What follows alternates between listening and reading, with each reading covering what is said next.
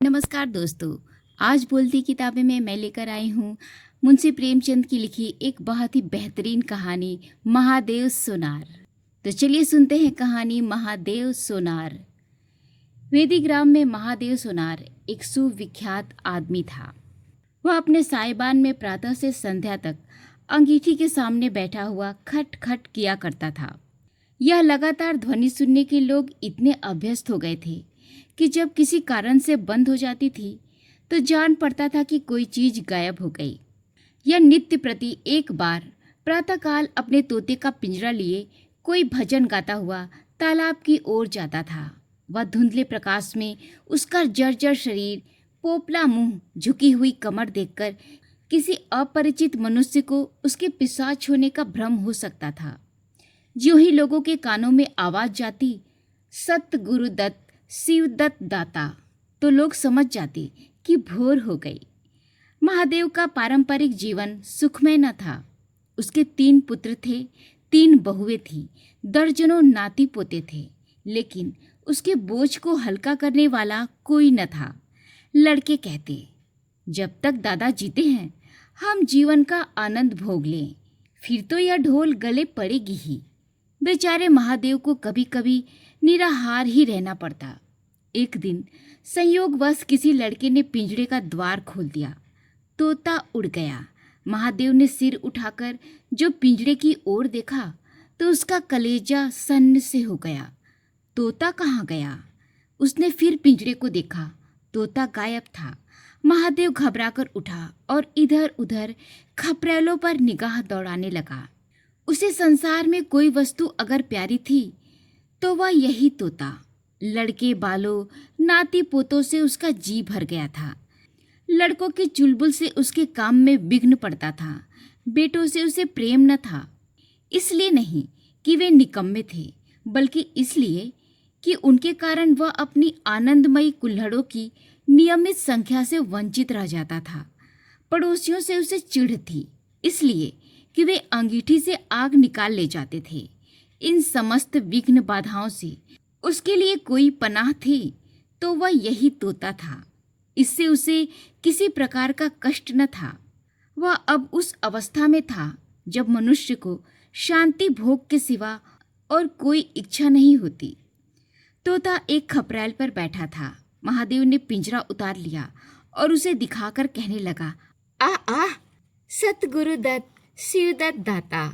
लेकिन गांव और घर के लड़के एकत्र होकर चिल्लाने लगे और तालियां बजाने लगे। ऊपर से कौओं ने कांव कांव की रट लगाई। तोता उड़ा और गांव के बाहर निकलकर एक पेड़ पर जा बैठा।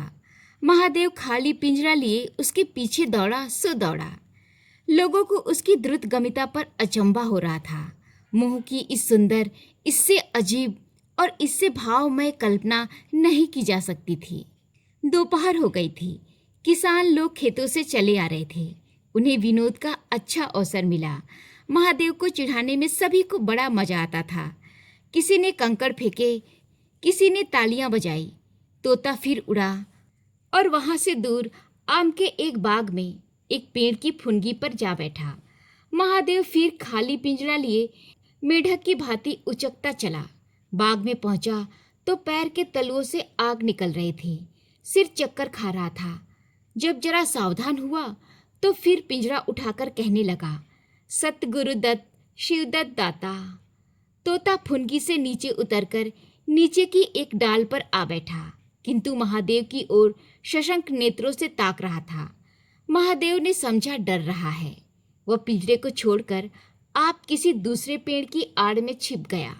तोते ने चारों ओर गौर से देखा, निशंक हो गया, उतरा और आकर पिंजरे के ऊपर बैठ गया। महादेव का हृदय उछलने लगा। सत गुरुदत्त शिवदत्त दाता का मंत्र जपता हुआ धीरे धीरे तोते के सामने आया और लपका कि तोते को पकड़ ले, किंतु तोता हाथ न आया। फिर पेड़ पर जा बैठा। आधी रात गुजर गई। सहसा वह कोई आहट पाकर चौंका। देखा, एक वृक्ष के नीचे एक धुंधला दीपक जल रहा है और कई आदमी बैठे हुए आपस में कुछ बातें कर रहे हैं। वे सब चिल्लम पी रहे थे। तमाकू की महक ने उसे अधीर कर दिया। उच्च स्वर में बोला, सत गुरुदत्त शिवदत्त दाता और उन आदमियों की ओर चिल्लम पीने चला गया। किंतु जैसे बंदूक की आवाज सुनते ही हिरन भाग जाते हैं, उसी प्रकार उसे आते देख सब के सब उठकर भागे। कोई इधर गया, कोई उधर। महादेव दीपक के पास गया तो उसे एक कलसा रखा हुआ मिला जो मोर्चे से काला हो रहा था। महादेव का हृदय उछलने लगा। उसने कलसे में हाथ डाला तो मोहरें थी। उसने एक मोहर बाहर निकाली और दीपक के उजाले में देखा। हाँ, मोहरें थी। उसने तुरंत कलसा उठा लिया, दीपक बुझा दिया और पेड़ के नीचे छिपकर बैठा रहा। साह से चोर बन गया। फिर उसे शंका हुई, ऐसा न हो चोर लौट आए और मुझे अकेला देखकर मोहरें छीन लें। उसने कुछ मोहरें कमर में बांधी, फिर एक सूखी लकड़ी से जमीन की मिट्टी हटाकर गड्ढे बनाए, उन्हें मोहरों से भरकर मिट्टी में ढक दिया।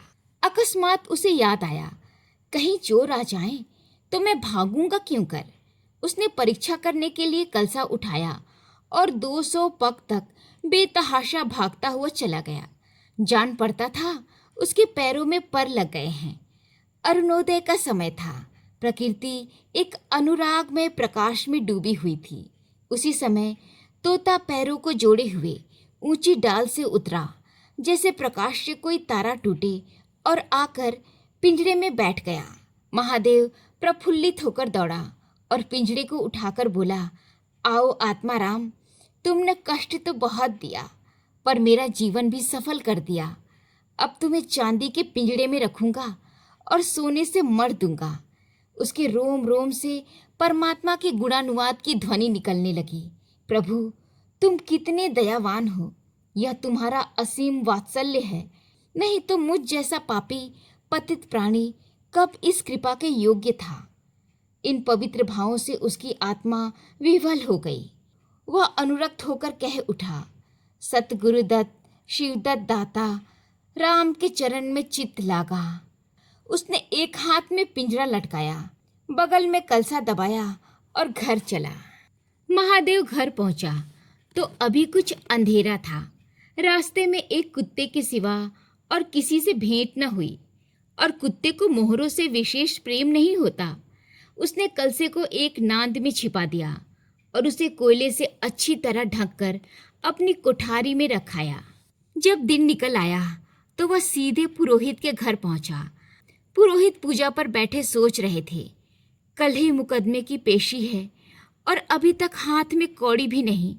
यजमानों में कोई सांस भी नहीं लेता। इतने में महादेव वहां आ पहुंचा। पंडित जी ने मुंह फेर लिया, यह अमंगल मूर्ति कहाँ से आ पहुंची मालूम नहीं, दाना भी मयसर होगा या नहीं। रुष्ट होकर पूछा, क्या है जी, क्या कहते हो, जानते नहीं हम इस समय पूजा पर रहते हैं। महादेव ने कहा, महाराज, आज मेरे यहाँ सत्यनारायण की कथा है। पुरोहित जी विस्मित हो गए, कानों पर विश्वास न हुआ।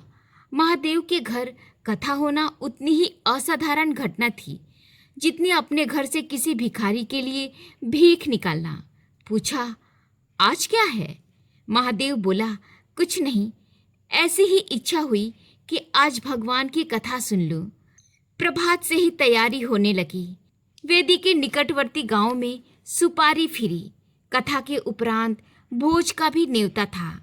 जो सुनता आश्चर्य करता, आज रेत में धूप कैसे जमी। संध्या समय जब सब लोग जमा हो गए और पंडित जी अपने सिंहासन पर विराजमान हुए तो महादेव खड़ा होकर उच्च स्वर में बोला, भाइयों, मेरी सारी उम्र छल कपट में बीत गई।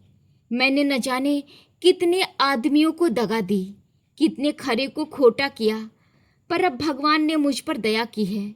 वह मेरे मुंह की काली को मिटाना चाहते हैं। मैं आप सब भाइयों से ललकार कर कहता हूँ कि जिसका मेरे जिम्मे से जो कुछ निकलता हो, जिसकी जमा मैंने मार ली हो, जिसके चोखे माल को खोटा कर दिया हो, वह आकर एक एक कौड़ी चुका ले। अगर कोई यहाँ ना आ सका तो आप लोग उसे जाकर कह दीजिए, कल से 1 महीने तक जब जी चाहे आए और अपना हिसाब चुकता कर ले। गवाही साखी का काम नहीं। सब लोग सन्नाटे में आ गए। कोई मार्मिक भाव से सिर हिलाकर बोला, हम कहते न थे? किसी ने आत्मविश्वास से कहा। क्या खाकर भरेगा, हजारों का टोटल हो जाएगा। एक ठाकुर जी ने ठिठोली की। और जो लोग सुरधाम चले गए? महादेव ने उत्तर दिया, उनके घर वाले तो होंगे।